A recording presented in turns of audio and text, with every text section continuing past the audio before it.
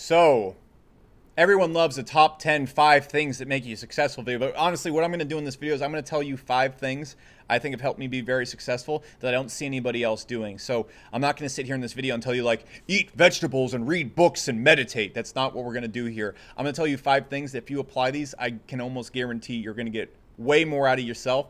And if you are trying to be successful, it'll make you a lot more successful. And if you don't do these things, your head's like really fucked up. So listen. So these are going to be a bit random.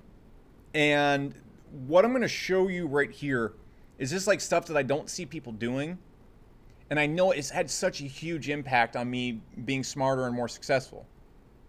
Being more smarter. Let's use some grammar. And if you don't care about those things and you like doing things ineffectively and you would like to just go watch more videos on people telling you to meditate and eat fruit, of course, by all means, go watch the Taylor Swift video. But if you do care about being more effective, give me 5 minutes to break this down because I'd like to explain it properly instead of doing clickbait dancing and stuff to keep you on here for the watch time. So let's roll. So I want to show you one thing, first off, that has made me really successful that nobody really does. And it drives me kind of up a wall. If we go to Google or YouTube and type in how to start a business, you see, you've probably seen all these people before. We're going to find Gary Vee. We're going to find Dan Lok. We're going to find all these people that are really good at attracting a lot of people to hear them talk about business. Now, I'm not poo-pooing on any of these people. These are all great people. I actually have a lot of respect for Dan Lok. He's a real hustler. That being said, one thing that I see so many people doing in entrepreneurship is they think popularity means good information when it's really not. And one thing that I do that has been so helpful for me is going out there and finding out who's the CEOs of companies that I really respect. So, for example, I can go in here and type in CEO of Shopify. And what I'm going to see, I know what I'm going to see. I'm going to see Tobias Lutke. All right, I'm probably mispronounced his name. And then what I'm going to do is I'm going to go type in Tobias Lutke interviews. And I do this with every company, Dropbox, any company. I found so many like off-the-wall CEOs you would never hear of that are just absolute geniuses. And so what I really suggest you do first and foremost, if you want to be effective with your learning and whatnot, so many people are going to be like, read books. Well, you know, there's only so many books out there. And a lot of them are way too long-winded, and it's very time-consuming to do that. And then what you're going to see a lot of other people doing is like, who do you follow? What entrepreneurs do you follow? And then you go and find a video, and no disrespect to Dan Lok at all, a massive respect. He's absolutely killing it on YouTube right now. But if you go find his videos, you're going to see like videos from him that have like 1 million views, 2 million views, absolutely crushing it. And then you're going to go find a video about Tobias Lutke, who's just sitting there for 2 hours. The guy's worth $2.8 billion. And has 121 views. So what I'm trying to explain to you right now is I'm not discrediting anybody out there, but popularity is a very poor sign of what's correct. It's a very poor sign. And these interviews right here, for example, the Tim Ferriss interview right here with Tobias, 3,500 views. Like nobody watched it. Nobody watches it. But this is the most insightful thing I've ever dug into. If you go and type in Drew Houston interview, 5,000 views. This is such a good interview. Go type in Ray Dalio interview. Okay? Just insane. If you go type in Peter Thiel interview, and you really dig for these, you're going to find so many videos where, like this one right here, it's insane. It's 74,000 views, is a little bit more. And Peter Thiel's not the best example because he's kind of famous. But what I suggest you do, this is kind of number 2. So the first lesson was don't look at popularity. Don't go and find what everybody else is reading and looking at. What you want to do is look at companies that are really well. For one last example, like Des Traynor. Nobody knows who this guy is. Nobody. I guarantee you don't know who Des Traynor is. He is the, I believe, COO at Intercom. So I don't even know who he is. You can see right here. You have him literally just on some of these things giving away everything they did at Intercom to grow it into, I think he's personally worth $270 million. So he kind of knows what he's talking about. And how I found this guy was by going CEOs of Intercom and then actually dug into Intercom and then find the COO. This is so incredibly useful information. Like this stuff right here is bar none way better than any book, way better than any guru or anything has ever talked about. This is where I get my information from. This is easy. And so what I'll do is I'll just type in like Y Combinator interviews, Tim Ferriss interviews, or I'll type in find or I'll find CEOs of companies that I really respect, and then I'll just dig into them. And so this is the next step. What I like to call this is CEO digesting. So when I see a lot of people get in the business, they ask me, how do I find mentors? How do I look for mentors? Fuck mentors. All right? I'm not saying fuck mentors and like, hey, don't, you're better than everybody else. What I'm saying is the chances of you getting in a room with a person that's worth $100 million to $1 billion and being able to spend 8 hours with them is very unlikely. Or them mentoring you, very unlikely. And even if you do find a mentor, I need to let you know how mentors work. It's not like an Obi-Wan Kenobi kind of thing where they follow you around and help you with everything. A mentor is a person you kind of check in with, like maybe like 10 minutes a month, and you're kind of like, hey, so my foot is stuck in the mud. And they're like, well, you should probably stop stepping in mud. That's the extent of mentorship in a lot of instances. And you'll become friends with people that you think are your mentors and whatnot. I'm not saying like you can't have good mentorship relationships. I'm just saying, here's my point. If you sat down and talked with me for 5 hours, you're pretty much going to know all the important things that I think are important to know. You just are. Like if I just sat down and talked for 5 hours, which I kind of do on this channel, you're going to have a pretty good summary of what you'd hear from me if we sat down and went and got lunch, or I talked to you for a couple months. You're going to have a pretty good summary of the things that are important, especially when you find people who aren't gurus. Let me explain that. So if you're talking to gurus or you're watching videos, how they make money is convincing you that they have a really good secret and then getting you to pay them for that secret. So naturally, they're not going to tell you everything they know. On the flip side, if you find a CEO or a person or COO like Des right here, who is worth $270 million, like he's not holding out some secret so you buy his course. Like in fact, he wants you to like really like his information so that you go buy the software if you watch this. Okay, if you go find like Tobias Lutke, he's not like holding back some deep secret. He's just like, here's all the things that I think are really important, and this is why I want to tell them with you. Because most of these people are growth addicts and they want to share everything. So what I do is I go find these CEOs and then I digest everything about them. So for example, yesterday I watched about 5 hours of Peter Thiel. I can give you a pretty good, strong, and not his political stuff, like his just CEO and SaaS stuff. I can give you a pretty good guess if I asked him any question about my business, what he would say. Now, you might be a little bit different, but I would say I'd be right about 90% of the time. I'm not saying is that as good? Is that as good as having Peter Thiel in your ear? No, but it's a pretty good alternative because I can't pick up the phone and talk to Peter Thiel. So what you want to do is find these CEOs and then just do everything. Like I've seen every single speech by Des, brilliant stuff. Okay, any interview on Tobias Lutke, I've seen all these. I've listened to every single minute of all these ones right here, and I'll just sit down and listen and digest. Drew Houston, Stuart Butterfield of Slack, the CEO of Zoom, for example, really good. Eric Yuan, I will sometimes mess up these people's names. I just sit down and watch everything they do because all these people are billionaires. And if I want to learn how to become a billionaire, probably not going to learn it from a video about, how to build a business with 6 million views. It's probably not where it's going to be. Okay. So you got to understand that. Now, the next thing I'm going to tell you is you want to go as an entrepreneur when you're learning and look at the past. Okay. So if you look at, for example, the Industrial Revolution, or you look at like the crash in the 1930s, you're going to see so many similarities to today. Okay, so if you look at the crash in the 1930s and then you look at the crash in 2008, there's so many similarities. And if you look at what went on with Rockefeller, for example, there's a lot of similarities between him and Jeff Bezos.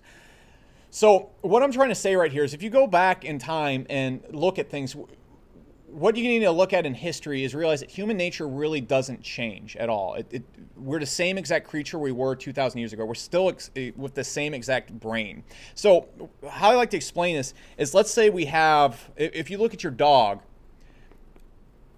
the dog, for example, if you look at a dog right now versus 200 years ago, it's living in your house, it hangs on the bed, it will behave differently. The behavior will change, but the nature doesn't change. The dog is still going to act very similar than it did 200 years ago by its nature. It's still going to make the same decisions. It's just a different environment which is making decisions in. So if you go and look at, first off, just human history in general, you can really start predicting how people are going to act and react to certain things. Okay, a lot of things that happen in election, a lot of things that are happening in business right now, they've all happened before. They've all happened before, over and over and over again in different environments. Okay, so of course there wasn't the internet back in ancient Greece, but if you look at when ancient Greece collapsed, it's a lot similar to what's going on in America right now. Very similar. But what I want to talk about in entrepreneurship is if you can go into the past and research old entrepreneurs, a lot of what they have to say is extremely relevant right now. It's super duper relevant. And if you look at, for example, how Rockefeller optimized all the oil lines and brought all the refineries under one umbrella, it's not too different than what Jeff Bezos is doing right now. And so you can take a lot of lessons from that. They're extremely impactful. So you can't really find too much stuff on these. Like if you go and type in Rockefeller, it's kind of like a mystery on YouTube. Okay? There's not too much on. There's just like a bunch of summaries. But that's when you want to go and start reading autobiographies of old entrepreneurs. So go read Henry Ford. Rockefeller has a really good biography on him. Go read like Benjamin Franklin's autobiography. Go read all those things because these people know a lot of shit. Like they just spent their entire life learning a lot of shit. And you think, well, no, they lived in like the 1800s, so they don't. What do they know? Everything. Because all these people had to do, instead of going through Facebook and doing all the dumb shit we did today, they just sat around and like read. And they'd sit around just figuring out how people work and how the world works. And most of the principles they came up with are spot on. Like way better than what we're coming up with today. So that's my third piece of advice for you if you want to be super effective. Now, the next thing I would suggest you do if you want to be really effective, nobody talks about, people talk about this to a similar extent, is your number one goal with your health. There's so many things you can do. You can take nootropics. You can take all, people are like, dude, what about smart drugs? With your health, what you want to focus on most of all is you need to understand, in order for you to have willpower, that's the thing that allows you to do things that you don't necessarily want to do. And I talked about controlling your dopamine and stuff in the last video. But willpower is such an important thing because you're not really going to work on your business or do anything great unless you have a lot of willpower. And willpower is controlled by how well your body is effectively working, how well you're sleeping, how well blood's being pumped around, how well your brain is working, all that stuff. If you're feeling foggy, if you're not feeling well rested, you're not going to have a lot of willpower and you're not going to do well in your business. It's just the most simple base need that you have. So when it comes to this, if I could give you one tip to be way more effective, is focus on inflammation above all else. If you can reduce inflammation in your body, you are going to be 10 times smarter and 10 times more focused. So how do you reduce inflammation? I'm not going to give you every medical whatchamadig. But what I do in my diet is I avoid salt a whole lot. And I only put things in my body that I know are going to be very easily digested and aren't going to give me any inflammation. So my diet, for example, is turkey meat, hemp protein, ghee butter, olive oil, and I eat bags and bags of spinach and carrots. Okay, and I also do green juice. And that's it. That's all I'll put in my body. And that gives me everything I need. Of course, I'll take vitamins and whatnot. But if you look at those things, all those get digested very easily, besides the turkey. It's digested like that. And so when you keep your digestion clean, that's another tip I'd give you. Just keep your digestion system as empty as possible. Okay, just pure to stomach to energy. You can actually do really well at that just by eating fats. It's not a very satisfying diet. But if you do that, your body is going to have very low inflammation. You're going to see a lot of puffiness just go away from your body. You're going to see, if you all walk around, look at like a lot of, especially like gurus, for example, all their faces are really puffy because they drink and eat bad shit. This is the same thing with so many other entrepreneurs out there, though. I just kind of like to pick on gurus like myself because we don't know fucking anything about anything. Don't ever listen to any of us. So what you should do, you're going to notice that your body is going to get very lean and you're going to lose a lot of weight, and a lot of the fat that people carry around is just pure inflammation, and you're going to start thinking really clearly. And if you want to be effective, you have to think really clearly. So just do that. You could copy my diet, or what I would do is you just want to find anything, just eat vegetables and meat. Vegetables and meat and fats. And that's kind of a keto diet, but you can also stick to like good carbohydrates like blueberries or, I mean, I don't even like anything that's around oats or wheat. But if you could chase anything, just chase ultra low inflammation. It's going to make you so much smarter, so much more effective. That's it. And then the final tip I can give you that's going to make you so much more effective and more successful is be okay sacrificing and missing out on things and pissing people off. Okay? So many people, especially entrepreneur channels out there, like live the dream life, live the lifestyle. I don't know anybody who in their first 5 years of entrepreneurship lived like a great lifestyle and built a great business that's going to last for a long time. I don't know any of them, including me. I was like, build a business, lifestyle, go to Vegas. It doesn't fucking work, okay? Because if you're doing other shit and you're like focused on dumb shit, your business is going to be very good. You got to have all focus on here, and you have to be ready to sacrifice. You just have to be. Okay? Or your business is going to be very good for a long time, and it's just going to be unsatisfying and unfulfilling. So what do I mean by this? So a lot of you guys are like, I'm going to keep my friends, I'm going to keep my family, I'm going to keep my habits. I want to just talk about other people in general. You have to be completely okay letting other people down and telling people no. I'm going off on like a tangent right here. But what I mean by this, like a lot of you guys are like, well, what if my kids are depressed? Or like, what if my wife is mad at me? Or like, what if my family members are like pissed off? Or what if my friends are like sad? That doesn't matter. It just doesn't matter. What you need to understand about entrepreneurship is while everybody's trying to distract you from all these things, great. You can spend all your time with these people. You can spend all your time doing these things. You can spend all your time living life. But if you want to set yourself up for life, you need to be ready for like 1 to 5 years just to give up everything and just shut the door and work. And if people, don't understand that and they don't like it, fuck them. Why? Because you're building the most important thing in your entire life. You're building something that's going to fund you for the rest of your life. You're building something that's going to give you fulfillment and is going to make you happy. And you're building something that is going to financially pay for all their shit. So what you need to understand is that you have to be very, very okay with letting people down and just telling people, no, I see the vacations. I see the nights out.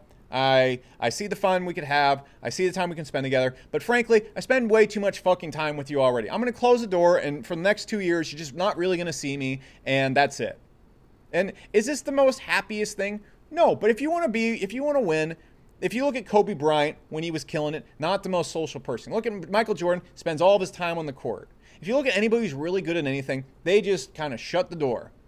Okay, they're not the best family people. They're not the most well-rounded people. They're not going out there and living the best life. They're not out there on Instagram. They've just shut the damn door, and they're okay disappointing everybody. Okay, and so people are going to cry. People are going to be sad. People are going to tell you you're not living life the right way. That's fucking fine. That's fine because their way of living life is getting the exact results they're at right now.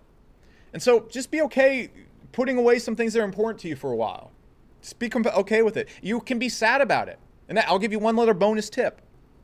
If you're having a hard time with entrepreneurship, you're having a hard time missing out, you are having a hard time being afraid, you need to realize that it's completely okay to feel that way. And you don't need to react to it. You can just sit there and be like, I feel fear right now. And don't fight it. Just be like, I'm afraid. I'm terrified all the time. If you feel lonely and you feel lonely, just be like, hey, I'm lonely, but I'm working on this. That's part of it. If you are feeling like you're letting people down and it makes you sad or you're missing out on things, be like, I feel this way. And don't do anything about it. Just feel it and be like, you don't have to fight. You don't have to convince yourself. You don't have to be like, write some poem and stuff. Because frankly, if you go act on these things, it's going to take away from the thing you're doing.